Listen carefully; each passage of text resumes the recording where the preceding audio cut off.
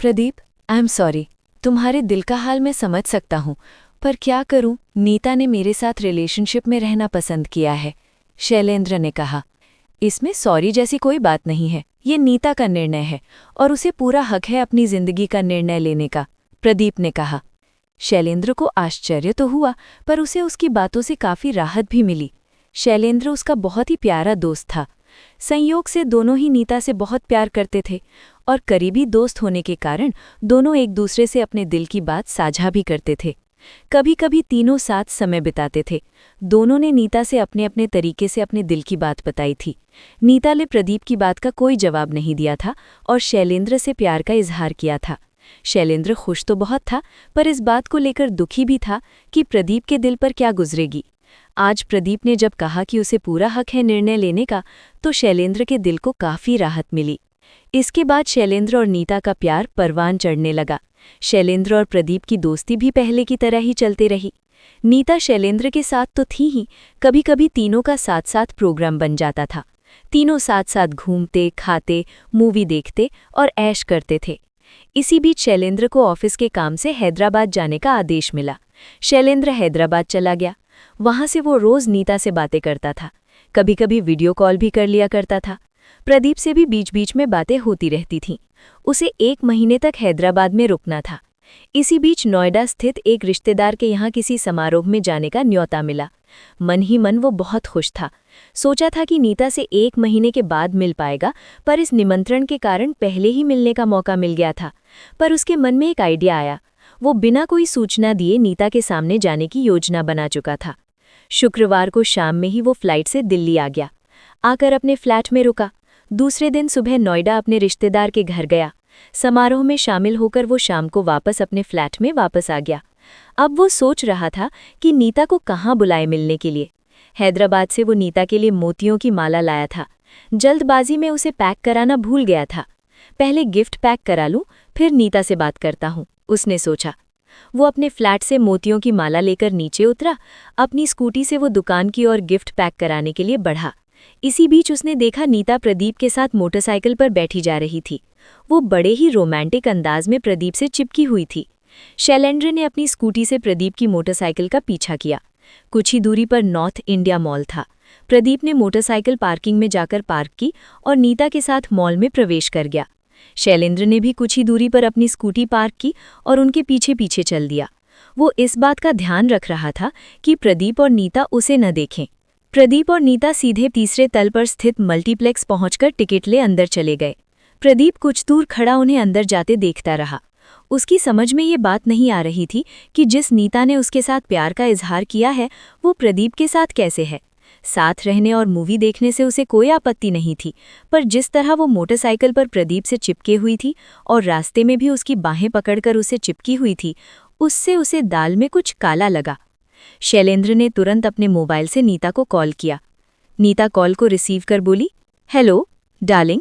Hello darling, कैसी हो? शैलेंद्र ने पूछा। कैसी रहूंगी, मुझे अकेले छोड़कर हैदराबाद की बिरयानी उड़ा रहे हो, नीता शिकायत भरे लहजे में बोली। अरे मुझे तो काम से आना पड़ा है, वरना तुम्हें छोड़कर मेरी आने की इच्छा नहीं हो रही थी, शैलेंद्र ने कहा।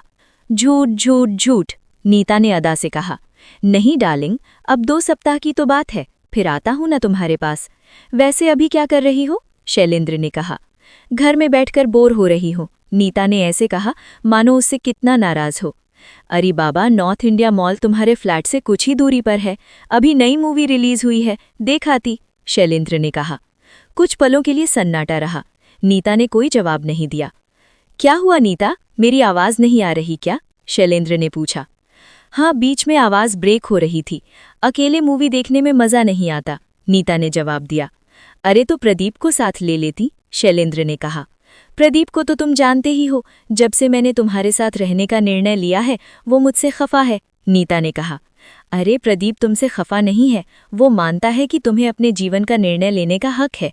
वो बहुत ही सुलझे मस्तिष्क वाला व्यक्ति है, और कुछ भी हो है तो हमारा दोस्त ही, शैलेंद्र ने कहा। अच्छा शैलेंद्र, मैं थोड़ी देर बाद कॉल करती हूँ, एक इम्पॉर्टेंट कॉल आ रही है, नीता ने कहा और फ़ोन डिस्कनेक्ट कर दिया। अब शैलेंद्र समझ गया कि उसके साथ नीता और प्रदीप धोखा कर रहे हैं। वो मोतियों की माला पैक कराई बिना वापस चला गया। कहाँ वो सोच कर आया था कि नीता को सरप्राइज देगा, कहाँ नीता ने उसे सरप्राइज दे दिया था।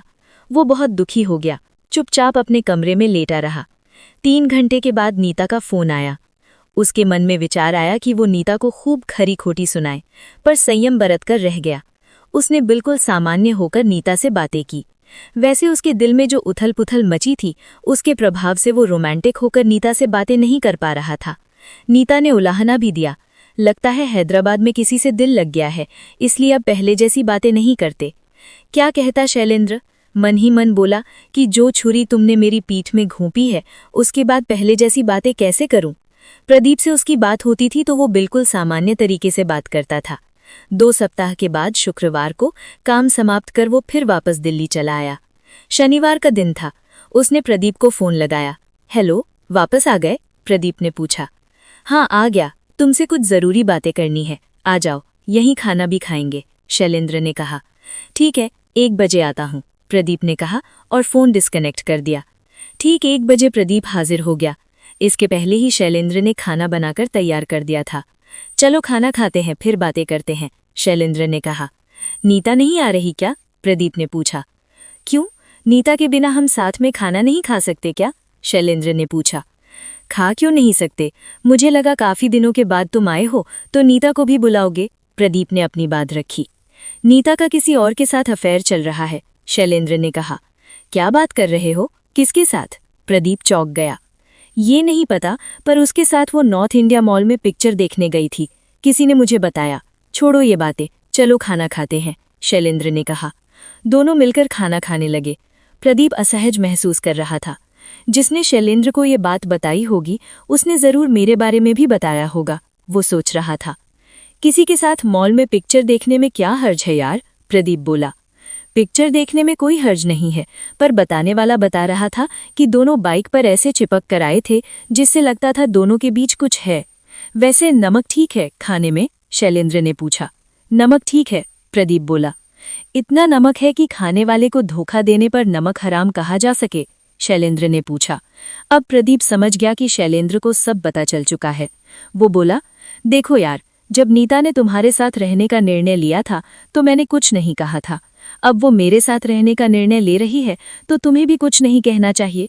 वैसे तुम्हारे पीठ पीछे ये सब हुआ, इसके लिए आई एम सॉरी, मुझे माफ कर दो। इसके लिए माफ तो नहीं कर पाऊंगा तुम्हें प्रदीप, पर तुम मेरे बहुत पुराने और करीबी मित्र हो। मित्रता जारी रहेगी, विश्वासघात के धब्बे के साथ। जिस तरह उसने मेरे साथ रहने का निर्णय लिया था तो मैंने तुम्हें बताया था, उसी तरह तुम बता देते तो मुझे कोई शिकायत नहीं रहती।